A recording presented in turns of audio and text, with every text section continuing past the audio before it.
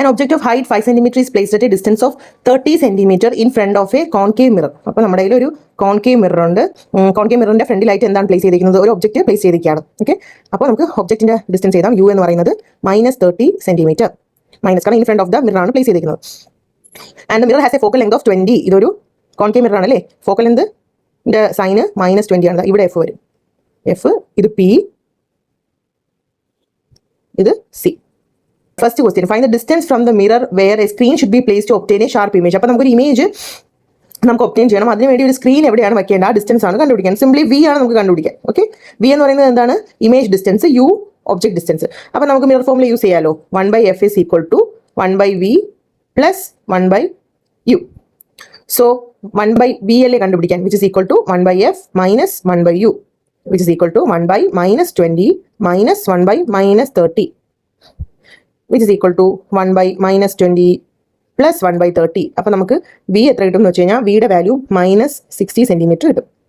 -60 ആണല്ലോ. അപ്പോൾ in front ആണ് ഇമേജ് ഫോം ചെയ്യുന്നത്. In front of the mirror image form ചെയ്യും.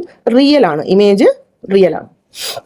ഈ second question, nature and size determine the magnification and height of the image. മാഗ്നിഫിക്കേഷനും കണ്ടുപിടിക്കണം, പിന്നെ എന്ത് കണ്ടുപിടിക്കണം? ഹൈറ്റും കണ്ടുപിടിക്കണം. സോ മാഗ്നിഫിക്കേഷൻ്റെ ഫോമുല എന്താണ്? m is equal to -v/u. അതുപോലെ തന്നെ h dash by h. h dash എന്ന് പറയുന്നത് ഇമേജിന്റെ ഹൈറ്റും h ഒബ്ജക്റ്റിന്റെ ഹൈറ്റും ആണ്. സോ m എങ്ങനെ കണ്ടുപിടിക്കാം? m is equal to v എത്രയാണ്? -60/u -30. സോ അത് ചെയ്യുമ്പോൾ നമുക്ക് -2 കിട്ടും. മാഗ്നിഫിക്കേഷൻ -2 കിട്ടും. പിന്നെ നമുക്കറിയാം h dash എന്ന് പറയുന്നത് m into h ആണ്.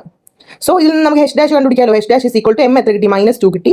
ഹൈറ്റ് തന്നിട്ടുണ്ട്, ഒബ്ജക്റ്റിന്റെ ഹൈറ്റ് ഓൾറെഡി 5 സെന്റിമീറ്റർ ആണ് തന്നിട്ടുണ്ട്. സോ -2 × 5, അപ്പോൾ നമുക്ക് -10 സെന്റിമീറ്റർ ആണ് കിട്ടുന്നത്. സോ ഇത് മാഗ്നിഫിക്കേഷനും ഹൈറ്റ് ഓഫ് ദി ഇമേജും നെഗറ്റീവ് അല്ലേ? ഇത് എന്ത് ഇമേജ് ആണ്? അപ്പോൾ ഇൻവേർട്ടഡ് ഇമേജ്.